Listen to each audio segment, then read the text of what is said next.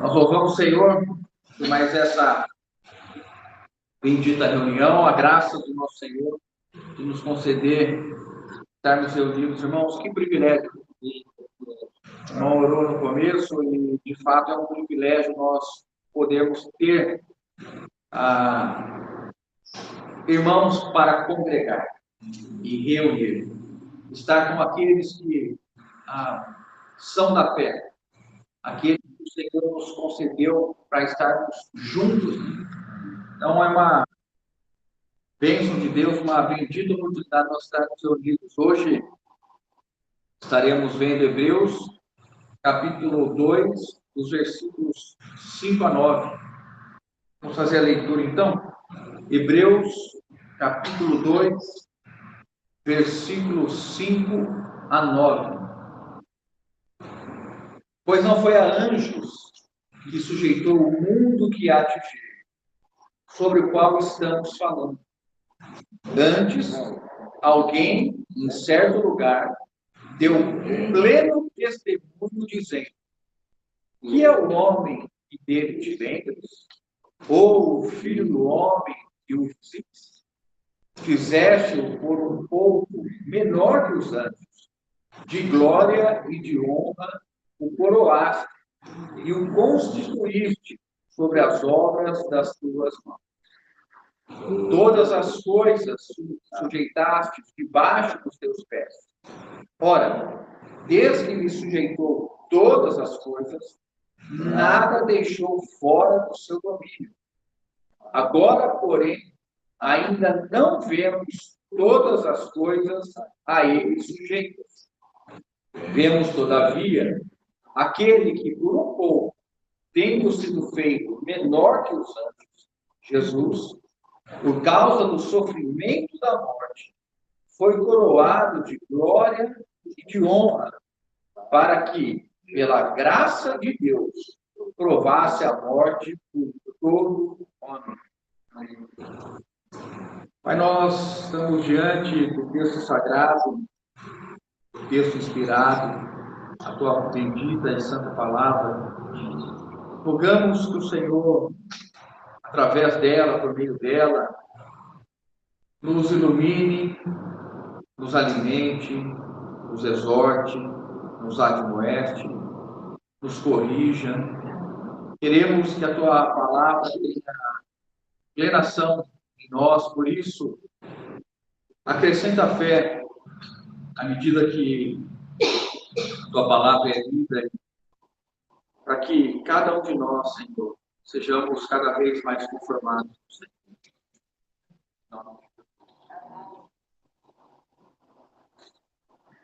Bom, então, o capítulo 2, ele tem um início pastoral, né? Embora os versículos de 1 a 4 sejam versículos que são, de fato, a primeira advertência da carta aos Hebreus, esses primeiros 4 versículos desse capítulo 2 é um parênteses naquilo que o autor vinha descrevendo primeiro, no capítulo 1, né? Feito aquela descrição das glórias de Jesus, mostrando a superioridade e o destaque que Jesus tem. Então, ele mostrou e falou dessas glórias, né? Mostrou de uma maneira muito enfática que Jesus é o que está à destra de Deus, foi entronizado, é o resplendor da sua glória, a expressão exata do seu ser. E aí fez a comparação com os anjos, mostrou enquanto Jesus é o Filho de Deus, os anjos são ministros que servem, mostrou que Jesus, ele está exaltado, ele é aquele que recebe dos anjos a adoração, né? E neste cenário, ele termina o versículo 14 do capítulo 1, dizendo que os anjos são todos eles espíritos ministradores enviados para serviço a favor dos que hão herdar a salvação. E aí ele interrompe esse assunto. ele para de falar dos anjos e falar do filho, e aí ele faz uma abordagem parentética, ou seja, parente no assunto. Ele traz uma palavra pastoral. O autor, acima de tudo, embora toda a carta, ele termine a carta dizendo que a presente exortação, ela visa que nós sejamos esses que estão correndo a carreira. A exortação é sinal de alguém que tem amor e interesse para que os seus ouvintes sejam advertidos, estimulados e possam ser iluminados para ter uma mudança de postura. Então, toda ação de um pastor, no sentido bíblico da palavra, tomando Jesus como nosso pastor, é de nos propiciar um caminho de crescimento, um caminho de maturidade, visando o propósito do Senhor, que é qual? Que todos nós cheguemos, à unidade da fé, à plena valorização, à medida da estatura do Filho de Deus, nos conformando à imagem do seu Filho. Então, esse é o propósito que nós precisamos entender. E quando o autor interrompe e fala, olha, se vocês ouviram e sabem que toda palavra que anteriormente foi trazida e anunciada pelos anjos, e quando houve desobediência, esta palavra gerou punição, quanto mais a palavra dita pelo Filho de Deus. Nós devemos ter uma atitude de nos apegarmos mais firmemente à palavra de Deus. E a primeira advertência, irmãos, é contra o quê? Não se recorda que nós vimos semana passada? Qual é o primeiro item que nós somos advertidos? Contra o quê? A negligência. A primeira advertência que a carta faz para aqueles que estão correndo a carreira, qual é? É ser negligente a esta própria carreira. E qual é o oposto de negligente, irmãos? Diligente. Ou seja, numa linguagem muito simples, todo cristão precisa ser alguém diligente com relação à vida espiritual, com relação à palavra de Deus, à oração, à vida congregacional, precisa de diligência.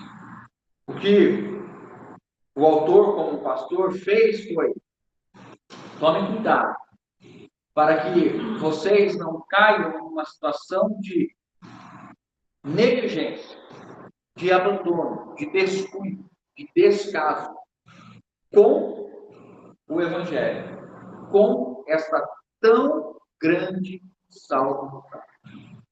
Se vocês não forem diligentes, irmãos, e a diligência, falávamos isso na reunião de quarta-feira, normalmente nós esperamos ter vontade para fazer alguma coisa. Mas a vontade é muito inferior à diligência.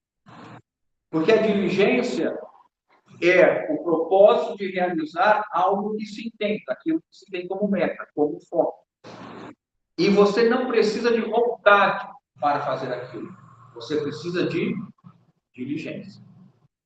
A vontade, ela oscila. A diligência, ela te impulsiona, ela te leva adiante. Se nós formos dar atenção para a vontade, quem acorda com vontade de ler a Bíblia? Não precisa levantar a mão, para não causar. Porque, na verdade, a nossa carne milita para o espírito. São poucas as oportunidades que nós acordamos com disposição de ler a Bíblia. Mas nós o fazemos por conta da diligência que nós temos, entendendo que todas as vezes que nós vamos à palavra de Deus, nós temos espírito e vida. Porque as palavras que eu tenho dito são espírito e são vida. Então, esta é a primeira advertência que foi dada, e isso é para nós, igreja. Na reunião passada, nós temos que lembrar que é incomum nós olharmos para o texto e imaginarmos que o texto possa estar falando conosco diretamente.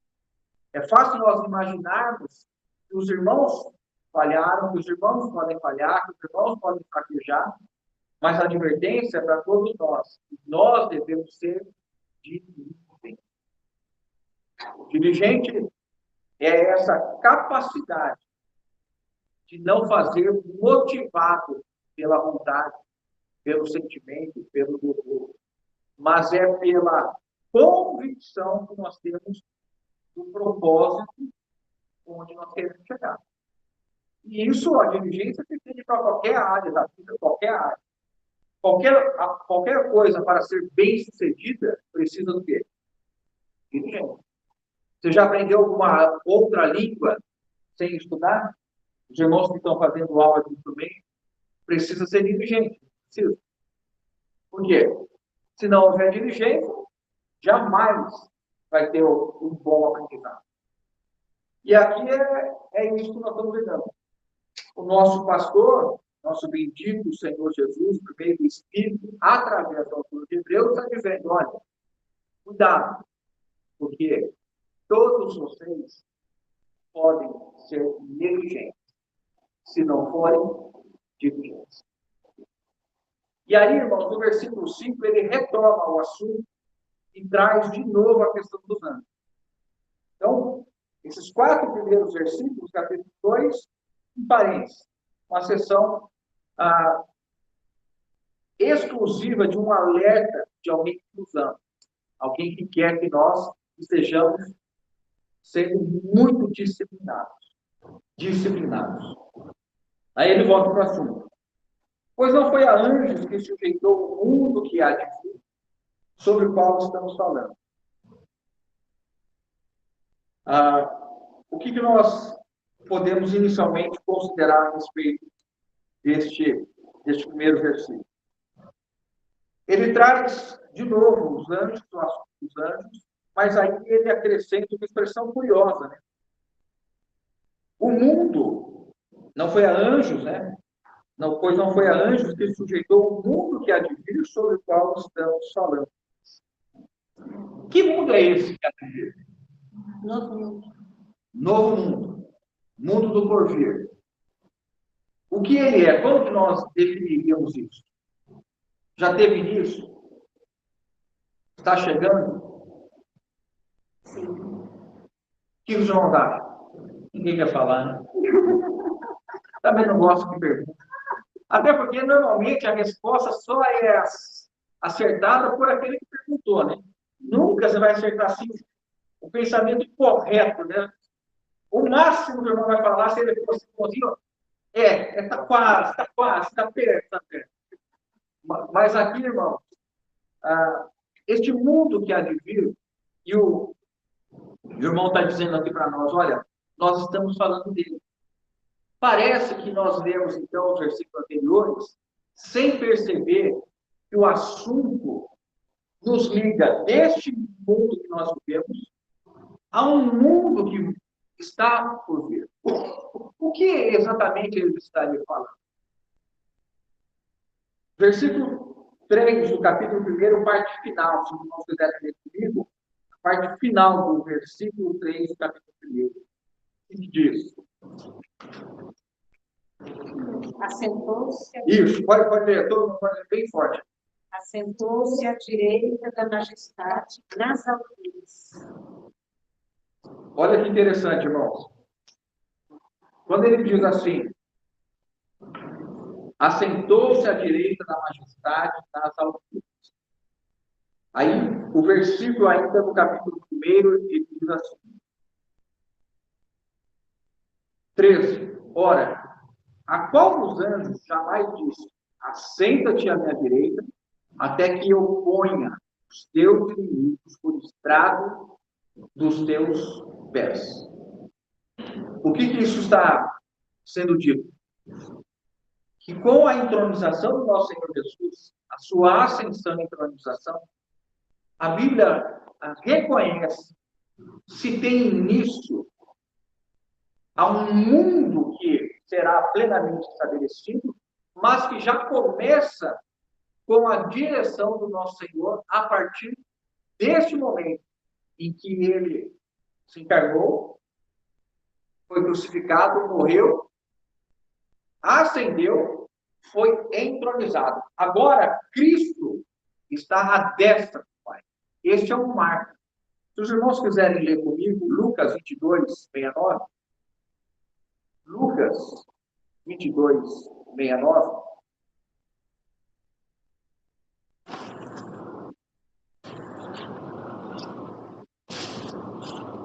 Lucas 22, 69.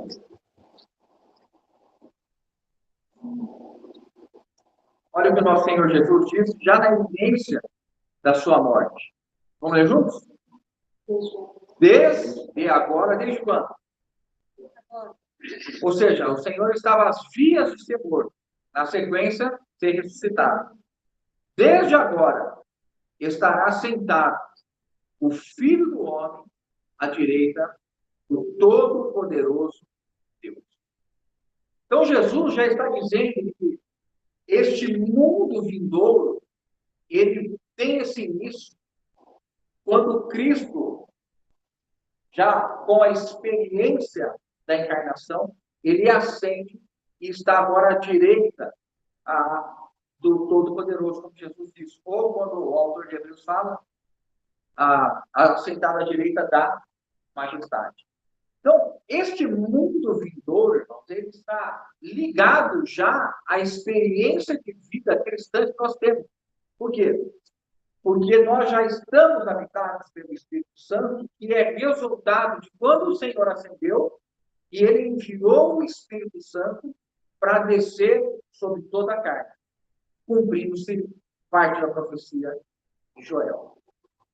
E aí, quando Hebreus nos diz, não foi a anjo que sujeitou o mundo que advém, não está querendo dizer que este mundo que nós vivemos hoje, esta era que nós vivemos, ela é governada pelos anjos. Não é isso, tá?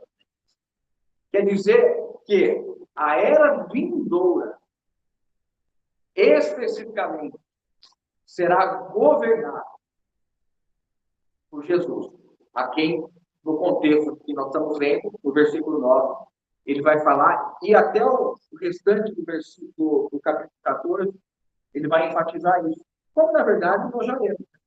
Jesus diz, desde agora para sempre eu estarei à destra do Todo-Poderoso. Aqui, o autor de Hebreus já tinha passado a morte e a ressurreição, ele já diz, olha, ele já está sentado e já foi colocado diante do Pai, para que aos seus pés todo inimigo seja posto. Então, este mundo que há de vir, do qual estamos falando, é a visão a respeito do que é nós cristãos estarmos inseridos no corpo de Cristo. Quando o corpo de Cristo começou? Quando o Espírito Santo foi derramado. E o corpo de Cristo permanecerá. Terminará nesta era? Não. Então, nós invadiremos o mundo que há de vir. Onde? Em Cristo, no seu corpo. Aí nós olhamos de uma maneira interessante como nós somos levados a considerar a continuidade da nossa vida além do corpo físico. Por quê? Porque ele diz assim, nós estamos falando de um mundo que é de vir. Então, a vida humana não termina com a morte. A vida humana não termina com o encerramento deste céu e desta terra. Por quê? Há uma era, há um mundo que há de vir. E os olhos nossos devem ser, ou a nossa esperança deve ser alimentada pelo fato de que nós aguardamos uma nova era. A era do reino do nosso Senhor, em que finalmente o reino deste mundo terá sido destruído. E o Senhor terá, então, vencido e prevalecido e entregará o mundo ao nosso Deus e ao nosso Pai, como é dito ali em Apocalipse, capítulo 15. Então, muito importante nós considerarmos, irmãos, que a vida cristã, ela tem necessidade de ser alimentada com a esperança do mundo que é de vir. Por quê? Porque o nosso coração quer criar raiz aonde? deste mundo. Nós somos doidos para enraizar aqui, para poder ter as coisas dessa terra, vivermos essa terra e gozarmos da plenitude dessa terra, o que não foi dado para nós. Bom, 1 Coríntios 15, 19, diz assim: se a nossa esperança em Cristo se limita apenas a esta vida, 1 Coríntios 15, 19, se a nossa esperança em Cristo se limita apenas a esta vida, somos os mais infelizes de todos.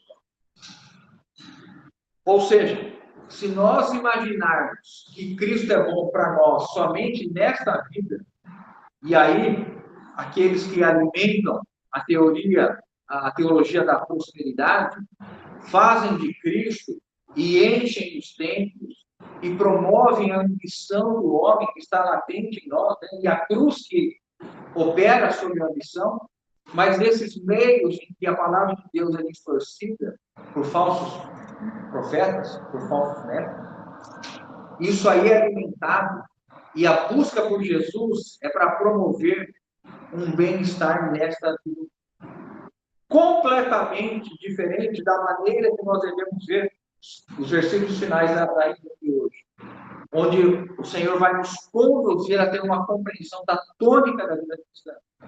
Mas a compreensão de que Cristo não pode ser apenas para esta vida é um dos pensamentos principais da fé cristã. Porque nós estamos em Cristo para a eternidade, para vivermos não somente neste mundo, nesta vida, mas no mundo que há de vir, para o seu reino e a nova Jerusalém, quando então estaremos eternamente com o nosso Senhor. Então, quantas palavras já, irmãos, de relevância para nós compreendermos que todo cristão aguarda novos céus e nova terra, aguarda o reino do nosso Senhor, e que esta terra não é um lugar de satisfação. O versículo 6 diz assim, retomando em Hebreus: antes alguém em certo lugar deu pleno testemunho dizendo: que é o homem que dele te lembres, ou o filho do homem que o visites? Aqui nosso irmão, então, ele entra agora invocando o Salmo 8. Queria ler com os irmãos o Salmo 8. Chamar os irmãos para nós fazermos a leitura do Salmo 8.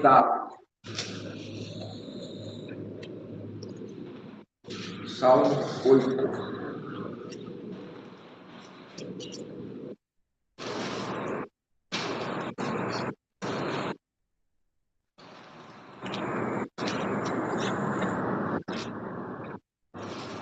Salmo 8.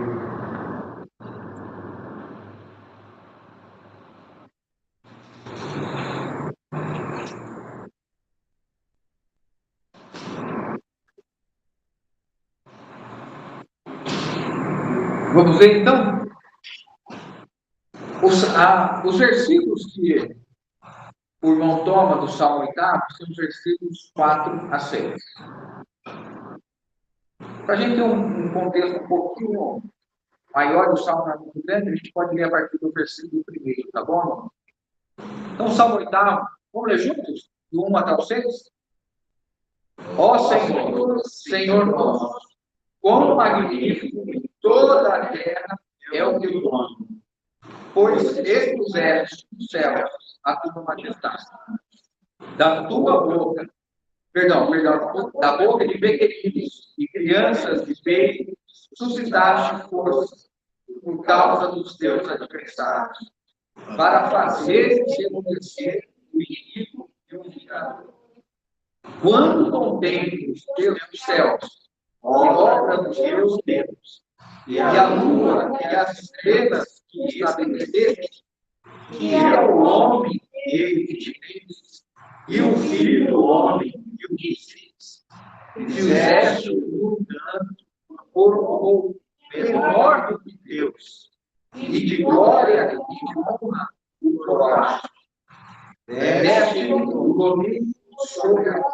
na sua mão, e sobre os seus pés tudo que tem veste, ovelhas e bois, todos, e também os animais do campo, e as aves do céu, e os peixes do mar, e tudo que rola acima dos mares.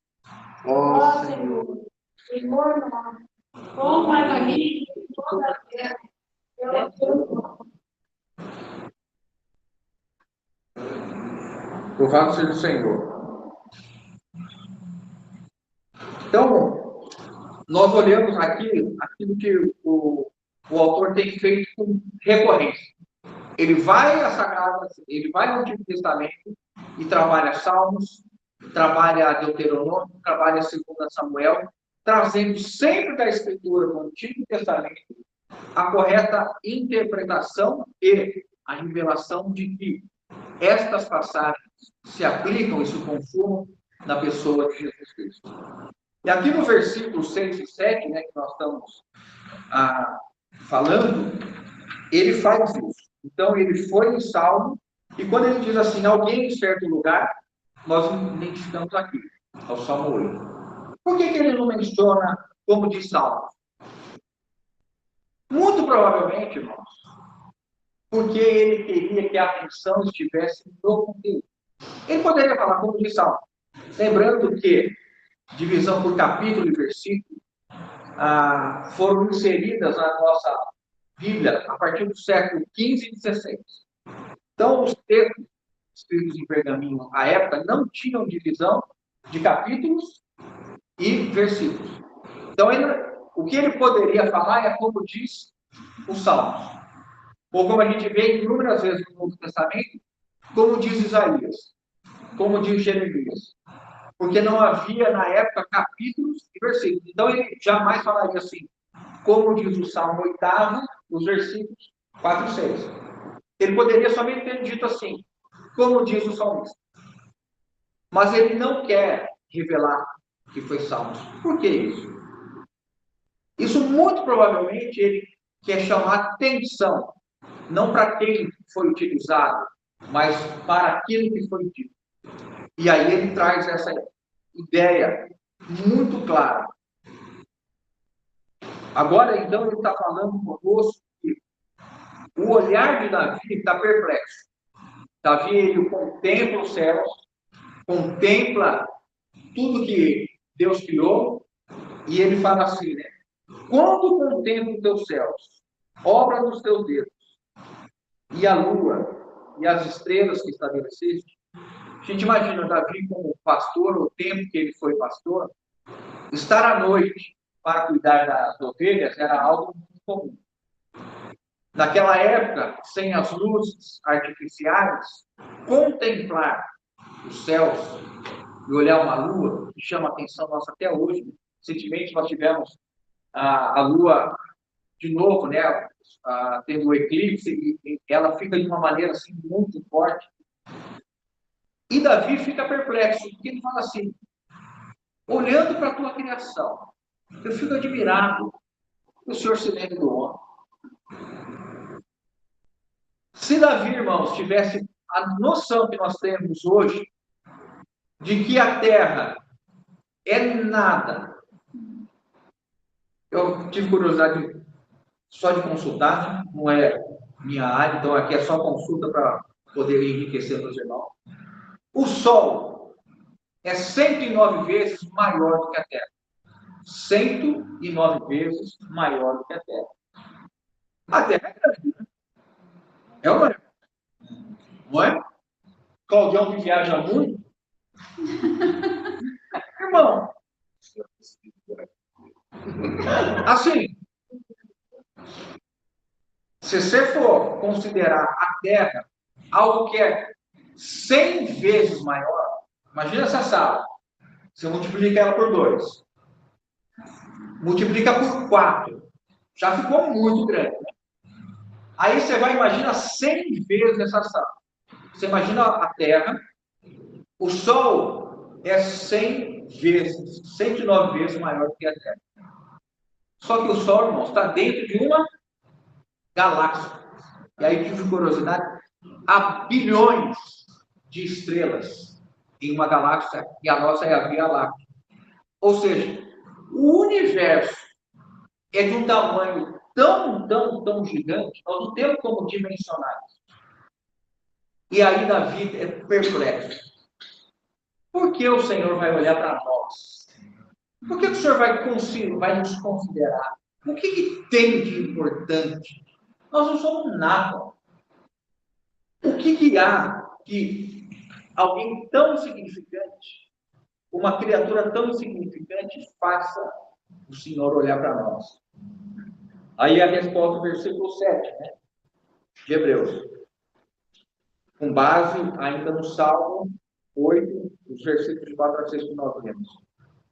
Fizeste, quem é este aqui que ele se refere? O homem. Fizeste-o por um pouco menor do que os anjos. De glória e de honra o coroaste. E o constituíste sobre as obras das tuas mãos.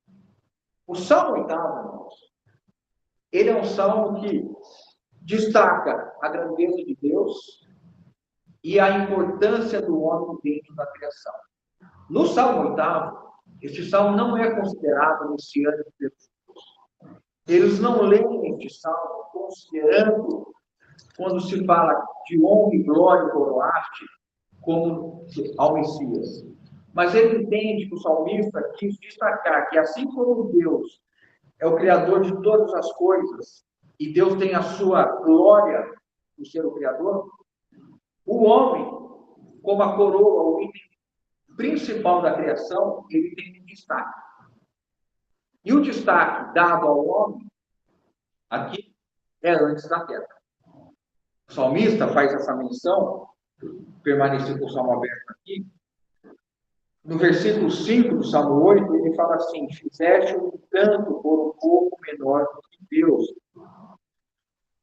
Provavelmente, quando o autor de Hebreus estava lendo a Septuaginta, que aonde está na nossa versão aqui, Deus que usa um outro conjunto de pergaminhos para traduzir, o nosso está Elohim é traduzido como Deus. Possivelmente, o autor de Hebreus estava se lendo na tradução do hebraico para o grego, e na versão dele, onde aparece Deus, está anjo. Por isso que para nós é traduzido como anjo. E aí ele diz assim: fizeste, no entanto, por um pouco menor do que Deus, e de glória e de honra o coroaste. Então os judeus entendem que a compreensão aqui é o homem, no seu estado antes da queda, que tem a imagem e semelhança de Deus. E por isso que ele foi coroado de honra e glória. O homem, antes do pecado, feito a imagem e semelhança de Deus, de fato, não. Ele é absolutamente distinto de toda a criação. E é por ser a sua imagem e semelhança que nós devemos valorizar e amar todo ser humano. E Deus amou o mundo de tal maneira que deu seu Filho unigênito, para que todo aquele que nele crê não pereça, mas tenha a vida eterna. Deus ama o mundo já com o pecado instalado. O homem criado à sua imagem e semelhança já está deformado. Já é incapaz de manifestar Deus. Só vai vir a fazê-lo quando ele está em Cristo Jesus. Porque em Cristo nós temos a imagem de novo do Deus Criador sendo restabelecida e dada ao homem. Por isso que a completação da obra de Cristo qual é? Sermos conformados à sua imagem. Nos conformando à imagem de Cristo, nós estaremos conformados à imagem de Deus. Propósito original do homem criado antes da queda. Que, comendo da árvore da vida, possuindo a imagem de Deus, estaria plenamente agora alimentado da árvore da vida, manifestando a virtude divina, enchendo a terra de toda a imagem de Deus. Né? Por isso que, em Gênesis 1, Deus diz ao homem: crescei e multiplicai. Aí a gente vai falar um pouquinho disso aí. Então, irmãos, só para nós entendermos aqui, o versículo 6 e 7, e até o versículo 8 de Hebreus, ele está, então, tomando o Salmo 8, e está colocando o seguinte: este Salmo só se cumpre plenamente, só faz sentido pleno em Jesus Cristo. Embora os judeus não o tivessem nunca reconhecido como messiânico, Paulo faz, e nós vamos ver alguns versículos, Paulo cita o Salmo 8, se referindo a Jesus, e o autor de Hebreus também, então, ele, de uma maneira muito clara, ele fala que este homem perfeito, coroado de honra e glória, só pode ser Jesus. E somente os redimidos em Cristo Jesus poderão, o quê? Alcançar a estatura de Cristo. Os irmãos entendem? Então ele pega um salmo e agora ele interpreta o salmo à luz da pessoa de Jesus e diz: de fato, este a quem o salmista se refere só pode ter honra e glória se for Jesus Cristo. É por isso que a gente vai ver isso no versículo 9. Mas aqui, só para a gente lembrar o seguinte: eu falei que Paulo citou o Salmo 8, ele, em 1 Coríntios 15, 24, perdão, 15, 27, ele diz assim: porque todas as coisas sujeitou debaixo dos seus pés. Então, Paulo, quando escreve aos Coríntios, no capítulo 15, ele vem dizendo, né? Se os irmãos quiserem acompanhar, eu vou ler rapidamente aqui. O versículo 24 diz assim: então virá o fim, quando ele entregar o reino ao Deus e Pai, quando houver destruído todo o principado, bem como a toda a potestade e poder, porque convém que ele reine até que haja posto todos os inimigos debaixo dos pés. O último inimigo a ser destruído é a morte. Aí, esse versículo 27 é a menção do Salmo 8. Porque todas as coisas sujeitou debaixo dos pés. Então, Paulo já aplica, olha, este homem referido no Salmo 8, ele, de fato, só tem cumprimento pleno na pessoa de Jesus Cristo. Os pés que o salmista menciona são os pés de Jesus, a quem todas as coisas serão sujeitas. Aí, ele fala também em Efésios, capítulo 1, versículo 22. E pôs todas as coisas debaixo dos pés, e para ser o cabeça sobre todas as coisas, deu a igreja. Então, voltando a Hebreus, no versículo 7, fizeste por um pouco menor do que anjos, e de glória e honra coroaste. Está claro? Alguém está com dúvida, irmãos? Está dando para entender?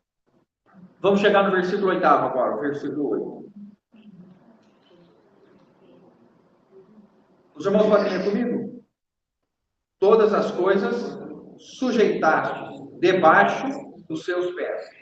Ora, desde que ele sujeitou todas as coisas, nada deixou fora do seu domínio. Então é isso que nós... Até aí está bom, irmãos. Até aí está bom. Então é isso que nós estamos dizendo. Nós temos o fundamento, o Salmo 8, os versículos 4 e 6. E agora, o autor de Hebreus interpreta. É sobre Jesus que nós estamos falando aqui. É Jesus que está coroado de honra e glória. Ele que tem o domínio sobre todas as coisas. Agora nós vamos continuar o versículo 8, da parte final, que diz assim agora. Acharam? Versículo 8, onde a parte final do versículo 8, nós vamos ler até o versículo 9. Agora, porém, ainda não vemos todas as coisas a ele sujeitas. Vemos, todavia, aquele que, por um pouco, tendo sido feito menor que os anjos, Jesus, por causa do sofrimento da morte, foi coroado de glória e de honra, para que, pela graça de Deus, provasse a morte por todo o homem. Então fica muito claro, né? Se nós pegarmos a parte final do versículo 8, a partir do agora, e lermos junto com nós entendemos de uma maneira clara que os versículos anteriores de Salmo fazem referência, indicam e se cumprem em Jesus. Agora, porém, não vemos todas as coisas aí do sujeito. O que o autor de Hebreus, quase que 30 anos após a morte e a ressurreição de Jesus, está dizendo? Jesus, embora tenha assentado à destra do Pai, o seu reino ainda não foi plenamente estabelecido. Onde Jesus deve estar reinando hoje no mundo? Na igreja. A igreja é o lugar onde a vontade de Deus é feita. O príncipe deste mundo trabalha em oposição a Cristo. Mas a igreja, que é seu corpo, deve viver e fazer somente a vontade do Senhor. Então o autor de Hebreus está dizendo o seguinte: ainda hoje, nós não vemos este mundo por vir, este reino sendo plenamente visto hoje. E ele está certo, os irmãos concordam? Nós temos visto de uma maneira de manifestação da vontade de Deus sendo feita no mundo? Não. Aí, então, ele completa, no versículo 9. O que nós vemos, todavia? Aquele que um pouco tendo sido feito menor dos anjos, Jesus. Aí, então, ele fala claramente. E é engraçado não, interessante que essa é a primeira vez que a carta aos Hebreus menciona o nome de Jesus. Falou inicialmente dele como filho, falou dele como Senhor, e agora, então, o escritor diz: é de Jesus que eu estou falando. O que nós temos visto? Jesus. O que a igreja tem visto? Jesus. Nós ainda não vemos, no sentido do estabelecimento do seu reino plenamente manifestado, porque ainda ele não subjugou todas as coisas debaixo dos seus pés, e para isso o Senhor estabeleceu a igreja como sua companheira e auxiliadora para cumprir esse propósito. Isso é uma honra, um privilégio para nós, estarmos ao lado do nosso amado, servindo em um propósito de sujeitar todas as coisas a ele. E aí, então, nós temos esta frase, né? Feito por um pouco menor que os anjos. Isso é uma referência à encarnação de Jesus. Quando Jesus assume a forma humana, ele se limita no tempo, no espaço, à necessidade do corpo, e ele então já não está se valendo da divindade. Ele vive a sua vida humana, ele vive encarnado e experimenta todas as vicissitudes da natureza humana, toda a fraqueza. Tanto é que neste capítulo mesmo, ele vai terminar falando que Jesus se compadece da descendência de Abraão. E ele pode socorrer aqueles que se encontram em suas fraquezas. Por isso que ele vai introduzir aqui no versículo 9 a questão do sofrimento. Porque a partir do versículo 10, que nós vamos ver semana que vem, ele vai trazer que o sofrimento de Jesus vai capacitá-lo a sofrer e se compadecer de todo o sofrimento humano. Mas aqui ele está dizendo o seguinte: olha, em sua encarnação, Jesus esteve limitado no tempo e no espaço e não gozava da sua glória que tinha quando ainda estava com o Pai, e ele se esvaziou, é isso que Filipenses diz, se esvaziou e assumiu a forma de servo.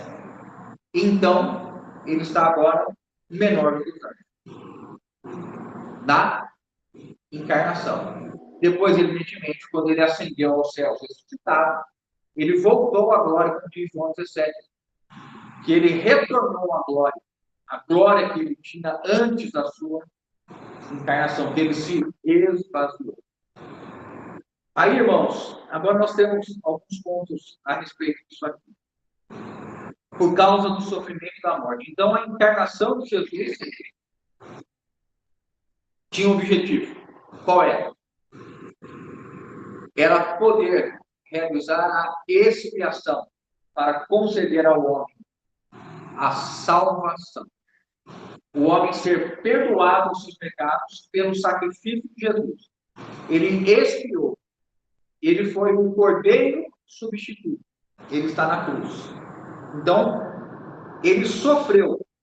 E tudo que sofreu encarnado para que ele pudesse realizar o seu objetivo. Qual era o objetivo? De propiciar a expiação. Aí ele segue falando. Então, Jesus foi coroado de glória e de honra, para que pela graça de Deus provasse a morte por todo homem. A morte de Jesus aqui é nitidamente anunciada para nós como uma morte substitutiva. Jesus experimentou a morte por todos os homens. O versículo aqui está dizendo que todos os homens são salvos? Está dizendo que todos os homens são salvos? Você tem certeza disso? Para que provasse a morte por todo homem. Todo homem está salvo? É isso que o versículo está dizendo? Não. Por todo. O que significa que a morte de Jesus, ela foi para que todo homem, indistintamente, tivesse acesso à expiação por meio da fé em Jesus Cristo. Quem crer não está condenado. Quem crer tem a vida eterna. Quem crer em Jesus recebe a remissão dos seus pecados. A ilustração mais simples, para afastar um ensino que existe no nosso meio, no meio da igreja, na igreja universal, a igreja, o corpo de Cristo, contra uma teoria chamada de universalismo, que ensina que todos os homens já estão salvos pelo sacrifício de Jesus. Isso é uma corrente que existe no meio cristão, dizendo que o sacrifício de Jesus, quando ele foi morto, todos os homens, então, foram redimidos por Jesus. Um ensino antibíblico. Porque aí precisa suprimir da Bíblia a fé em Cristo Jesus. Nós só gozamos da expiação, das consequências ou dos efeitos da morte de Jesus, quem crê. Quem não crê já está condenado. Quem crê tem o Filho. E quem tem o Filho tem a vida eterna. Já não entra em juízo. Agora, quem não crê está condenado. Então, uma ilustração é aquele restaurante que alguém monta, monta um restaurante em uma cidade e coloca comida gratuita para todos os moradores dessa cidade. Precisa pagar alguma coisa? Não. Mas você só vai comer se você for até o restaurante. A comida está sendo ofertada a todos? Tá. Mas somente aqueles que creram na mensagem de que a comida era gratuita, é que eles vão ter comida gratuita. Quem não crê em Jesus, não tem expiação. Então, o que está sendo ensinado aqui é que Jesus, então, experimentou a morte por todos os homens, pela graça de Deus. Deus o sustentou e Deus o manteve todo o seu período de vida humana, para que até a última noite, quando ele orou ao Pai, se possível, faça de mim este cálice, em sua graça, ele suportasse, todo o sofrimento. E então ele pôde ser crucificado e cumprir a redenção a favor de todo aquele que vier a ter. Aí, irmãos, olha que coisa interessante. Há uma relação de sofrimento com coroação de glória. Na nossa mente não cabe tudo junto, são pensamentos antagônicos se a gente olhar no aspecto humano. Se você fala de sofrimento, quando você fala de coroação, você está pensando em coisa de exaltação, uma coisa festiva, uma coisa grandiosa, mas nós temos uma ideia de sofrimento. Mas Jesus só foi coroado de glória e honra porque ele sofreu. E aqui ele estabeleceu um padrão para todos os seus discípulos. E nós só poderemos ser glorificados se nós experimentarmos sofrimento. Não há um processo de glorificação sem sofrimento. E na mesma medida que, pela graça de Deus, Jesus suportou todos os sofrimentos, nós somos, pela graça de Deus, capacitados a experimentar todo o sofrimento pela graça do nosso Senhor. Paulo, a minha graça te basta. Mesmo Paulo tendo orado 3 vezes, irmãos, e Paulo, quando orou, já ressuscitou morto. Paulo, quando orou, já fez milagres como este que eu estou mencionando. Agora, uma oração de Paulo 3 vezes, para que o espinho da carne fosse tirado, e Jesus respondeu: Paulo, você vai viver a tua vida com esse espinho, para que você possa ter experiência de ser agraciado, mantido, sustentado por mim, em situação que te traz aflição. Quando que Paulo parou de sofrer, irmão? Na carne. Quando ele morreu.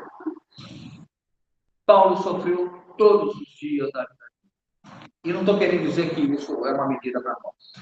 Mas estou querendo dizer que ele foi, por outro lado, amparado pela graça de Deus durante toda a sua vida.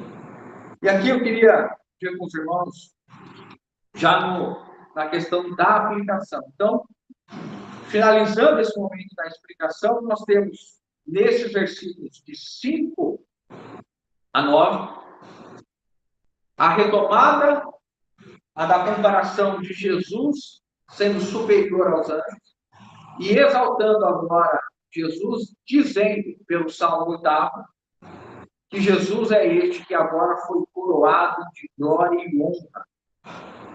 Então nós temos mais um acréscimo de uma visão a respeito de Jesus. Ele não está somente assentado à destra de Deus, ele está coroado de glória e de honra.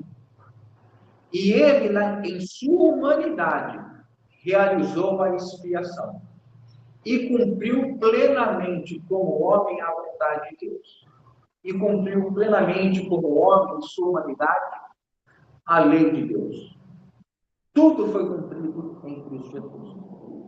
Mas para que isso pudesse acontecer, ele sofreu. Ele padeceu.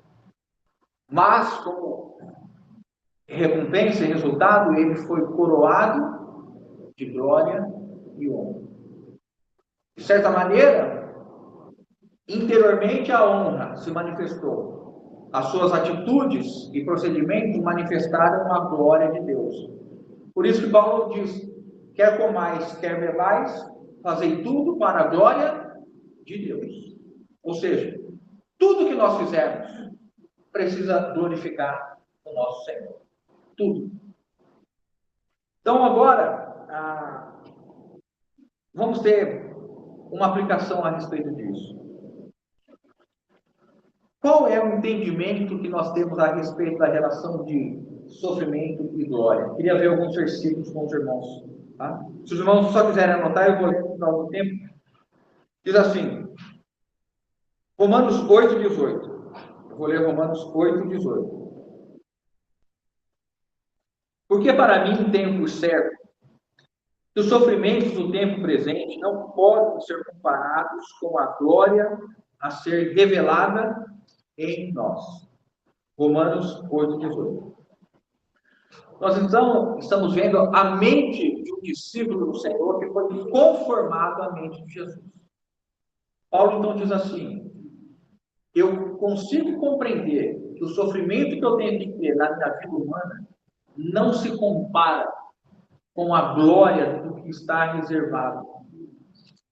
E ele diz, a glória a ser revelada em nós. Nós quem? Os cristãos. Que tipo de cristãos? Aqueles que hoje estão sofrendo E aqui nós vamos ver 3 itens pelos quais Deus espera que nós soframos. Então, só para os irmãos verem como é a vida tônica da vida cristã, nós temos que ter um olhar para o sofrimento como um meio, um instrumento que Deus usa para que nós sejamos glorificados. Versículo de 2 Coríntios 4, 16 e 18. Eu vou ler só 17 por causa do tempo. Porque a nossa leve e momentânea tribulação, produz para nós eterno peso de glória, acima de toda comparação. Isso nos leva e deve nos alimentar que quando nós sofremos, nós devemos ter uma comparação. O que eu estou sofrendo, se eu sofrer em Cristo, dando a Ele graças, e me sujeitar a esse sofrimento, para que Cristo seja formado em mim, eu vou ter um eterno peso de glória. Então é como se a nossa medida e porção de glória dependesse da maneira que nós vivemos e compreendemos o sofrimento na vida humana. Diferente de alguém que busca sofrimento, nós nos sujeitamos à ação de Deus que nos traz os sofrimentos para que nós possamos experimentar a nossa fé em momentos de angústia e tribulação. Quando que de fato a nossa fé é provada, irmãos? Algum servo de Deus dos quais nós estamos falando viveu uma vida sem sofrimento? Os irmãos queriam trocar a vida e estar no lugar dos primeiros irmãos do primeiro século? Ninguém, né? Nós estamos claros disso, né? Alguém queria o lugar do apóstolo Paulo? E a glória do apóstolo Paulo? Quem queria? Eu lembrei que a gente não levanta a mão, já lembrei disso, né? Tá? Teve a irmã que balançou a cabeça assim, muito, eu quero a glória. Mas qual é o caminho da glória, irmão? Vai passar por sofrimento. No lugar de Pedro que já está? Terminou a carreira crucificado de cabeça para baixo. João. Quem quer ser João? Ficou exilado na ilha de Patmos. Você viver numa ilha, irmão, é bom? É bom, não é? Sozinho, numa ilha, sozinho, não é? Não é bom? E aqueles que foram, como nós vamos ver no autor de Hebreus falando, que foram queimados vivos, cerrados ao meio, lançados às feras. Existe uma vida cristã sem sofrimento? Agora, ninguém sofra, como diz o apóstolo Pedro, como ladrão, como condenado. Não é desse sofrimento que a Bíblia está falando. E agora nós vamos ver. Pelo que nós devemos sofrer, irmãos? Aí, se os irmãos puderem acompanhar comigo, rapidinho, nós vamos 2 Timóteo. Não vai dar tempo os irmãos me acompanharem. Eu vou lendo aqui, aí os irmãos, 2 Timóteo 1, versículo 8, diz assim. 2 Timóteo 1:8. Não te envergonhes, portanto, do testemunho de nosso Senhor, nem do seu encarcerado, que sou eu. Pelo contrário, participa comigo dos sofrimentos a favor do Evangelho, segundo o poder de Deus. Então, um dos 3 itens pelos quais nós devemos sofrer, qual é? Pelo Evangelho. Participa comigo dos sofrimentos a favor do Evangelho. Então, uma das conclamações que a palavra de Deus nos faz é que nós devemos sofrer pelo Evangelho. O que isso significa na prática? Que nós devemos ser esses que estão envolvidos com o Evangelho e na evangelização, na propagação do Evangelho, nos ambientes em que nós estamos. Irmãos, aqui é importante apenas esclarecimento, né? Quando eu falo aqui, eu tenho a consciência exata de que eu estou na condição de ouvinte, e não na condição de alguém que está ensinando. Porque gostaria eu de ter a realidade disso aqui. Mas estou também, como os irmãos, prosseguindo na carreira para alcançar isso aqui. Então, não há nenhuma distinção com relação a isso. Tá? Nós estamos sendo iluminados, vivendo a palavra de Deus na mesma condição. Não há uma condição de alguém que alcançou, mas alguém que deseja e conta com os irmãos para juntos alcançar. Né? Então, o quanto nós temos sofrido pelo Evangelho? Alguns pontos que eu estava pensando. O quanto nós temos orado pelas pessoas que trabalham conosco de uma maneira efetiva? O quanto nós temos nos dedicado à salvação dessas pessoas que trabalham conosco? Em termos de evangelização, de oração, de ministração da palavra, de procurar em geral o ambiente, o horário, a entrega de versículos, de material. O quanto nós temos nos preocupado em evangelizar a nossa família. O quanto nós temos nos preocupado em evangelizar os nossos vizinhos. Consideremos isso diante do Senhor com temor. Com temor. Porque é um chamado para que nós soframos pelo Evangelho. Pela evangelização. Pela palavra de Deus ser levada a todos os homens. Nós temos no sentido missionários. Nós temos no sentido enviados nos locais onde nós nos encontramos. Se não há um peso em nós, uma oração, se nós não oramos, Senhor, o que eu posso fazer naquele ambiente que eu estou para que o Evangelho seja mais? Ponto 2. Outro versículo, pelo qual nós devemos sofrer. Colossenses 1:24. Agora me regozijo nos meus sofrimentos por vós, e preencho o que resta das aflições de Cristo na minha carne, a favor do seu corpo, que é a igreja. Agora me regozijo nos meus sofrimentos por vós, e preencho o que resta das aflições de Cristo na minha carne, a favor do seu corpo, que é a igreja. Um outro chamado ao sofrimento, sofrer pelos irmãos. Sofrer pelos irmãos, pelo corpo de Cristo, é mais uma conclamação que o nosso Senhor faz. Por quê? Porque Ele espera que nós, como falamos e temos falado em ocasiões anteriores, estamos num corpo, num aspecto mais local, estamos em uma assembleia, fomos dotados do Espírito Santo e de dons, para que nós possamos produzir e contribuir para que os irmãos sejam conformados à imagem de Cristo. Então, há uma necessidade de disposição de sofrer pelos irmãos.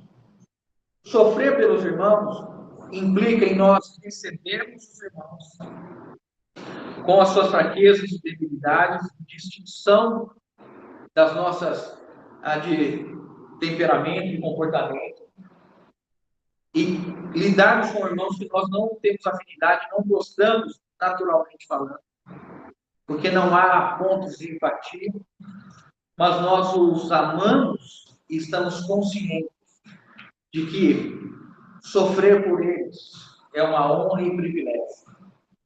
E quando nós sofremos para que os irmãos sejam amadurecidos, tenham ganho, é algo que deve estar na nossa mente como uma constante da vida cristã.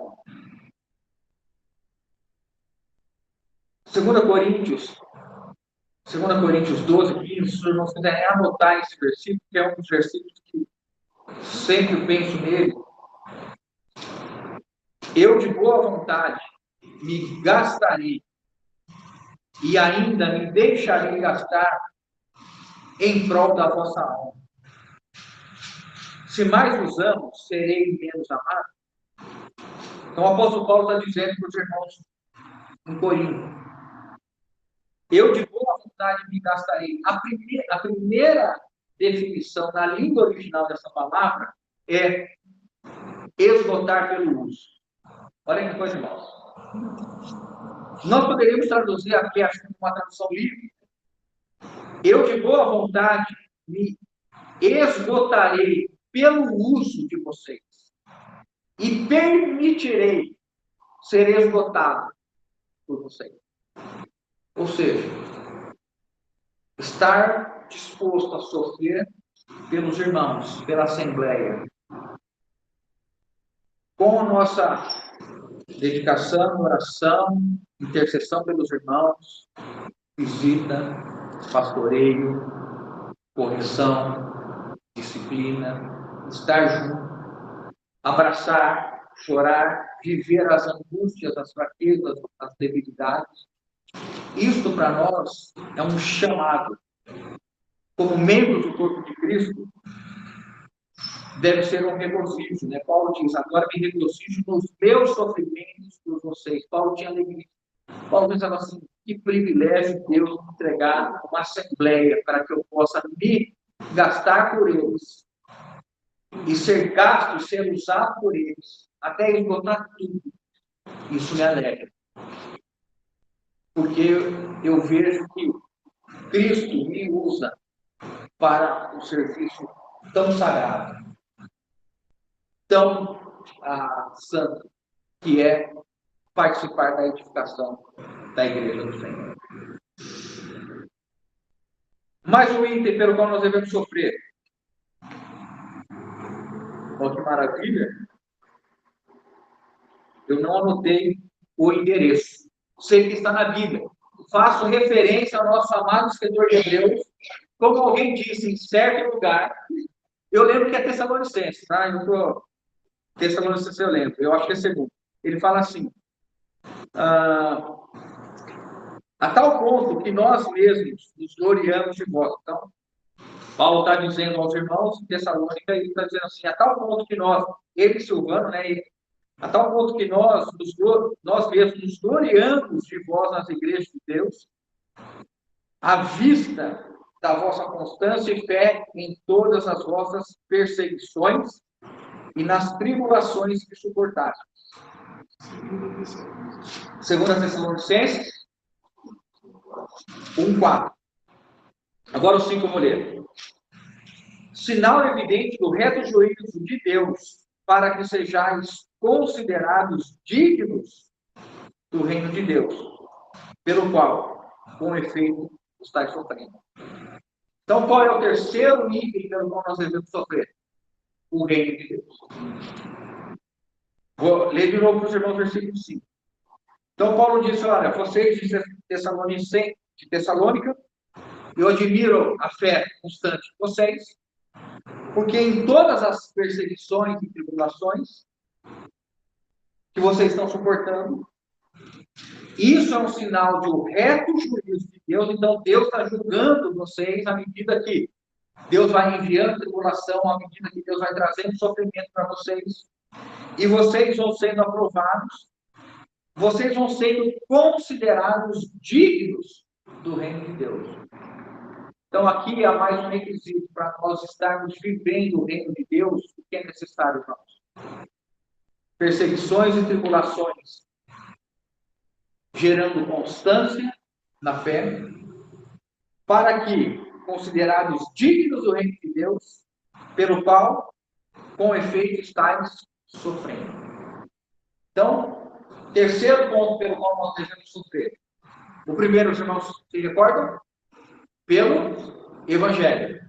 Segundo, pelos irmãos. Pelos irmãos, pela igreja, pela edificação do corpo de Cristo. E o terceiro, pelo reino. Pelo reino de Deus. O que é sofrer pelo reino de Deus? O reino de Deus se manifesta numa única palavra em sua vontade. Nós devemos ser esses que estão sofrendo pela vontade do Senhor ser cumprida hoje. E quando nós olhamos isso, irmãos, significa que nós somos a resistência, em primeiro lugar, a toda afronta que a vontade de Deus sofre, a toda afronta que a palavra de Deus sofre, as inúmeras correntes de pensamento, de convívio social, que estão afundando o homem um lamaçal nunca antes visto. Sofrer pelo reino significa que nós não nos dobramos à agenda natural, agenda humana, social, que está sendo trazida e forçada na igreja. Nós reconhecemos que o reino de Deus fica na sua vontade. E nós, então, nos alimentamos da palavra de Deus para, nos ambientes onde nós estivermos, a vontade de Deus ser expressa e o reino de Deus ser estabelecido por aqueles que ali estão. Isso vai trazer sofrimento. Porque socialmente você pode ser rejeitado, caçoado, pode ser difamado, você pode não ser convidado para as coisas. Por quê? Porque é alguém que preza pelo reino de Deus. As correntes de pensamento, como nós já falamos inúmeras vezes, que tentam destoar papéis de homem e de mulher, de casamento, de família, e tentam trazer uma visão meramente humanista do Evangelho, sem o poder de salvação, o secularismo na igreja, a adoção de práticas de autoajuda para manter um ambiente alegre, um ambiente que as pessoas se sintam bem, trazer palavras que alimentem e satisfaçam o ego das pessoas. Tudo isso é uma afronta ao reino de Deus, à vontade de Deus. E por isso, pelo reino, nós devemos estar sofrendo. Então, sofrer pelo Evangelho, sofrer pela igreja, pelos irmãos, e sofrer pelo reino de Deus. E aí nós terminamos, então, um encorajamento. Hebreus, capítulo 12, versículo 1 a 3, diz assim. Se os irmãos quiserem ler comigo, a gente termina aqui juntos. Eu leio. Hebreus 12, de 1 a 3. Vamos encerrar juntos aqui. Portanto, também nós, bem forte, vamos lá? Portanto, também nós, visto que queremos rodear-nos tão grande nuvem de testemunhos, desembaraçando-nos de todo o peso do pecado que tenazmente nos assedia, corramos com perseverança a carreira que nos está proposta. Como nós, olhando firmemente para o autor e consumador da fé, Jesus, o qual, em troca da alegria que lhe estava proposta, suportou a cruz, não fazendo caso da ignomínia, e está assentado à destra do trono de Deus. Considerai, pois, atentamente aquele que suportou tamanha oposição dos pecadores contra si mesmo, para que não vos fatigueis, desmaiando em vossa alma. Consideremos o sofrimento do nosso Senhor Jesus Cristo e a glória que ele foi coroado. E entendamos, irmãos, que a nossa carreira, ela precisa estar focada em Jesus. E que os sofrimentos que sobrevierem a nós, eles não devem ser estranhados como covardia, mas nós temos a compreensão de instrumentos para a conformação de nossa imagem de Cristo. E assim, quando Cristo voltar para ser glorificado em seus santos, nós possamos exultar de alegria e não estarmos envergonhados na sua manifestação. Então, encorajamento é a carreira cristã. Tem tribulação? Tem. Tem provação? Tem. Mas nós vamos estar olhando para ela? Não. Nós vamos olhar para o quê? Para a glória que está proposta. E qual é o nosso modelo? Cristo Jesus. Sofreu? Sofreu. Foi humilhado? Foi humilhado. Foi exaltado? Foi exaltado. Está já com a coroa? Está. Mas ele se propõe que todos nós sejamos também coroados com a coroa daqueles que anelam a justiça, ou seja, fazer a vontade do Senhor. Irmãos, é tempo de nos alegrarmos. que os sofrimentos sejam para nós esses 3 pontos em que nós tenhamos uma mente transformada. Sofrer pelo Evangelho, pelos irmãos e pelo reino do nosso Senhor.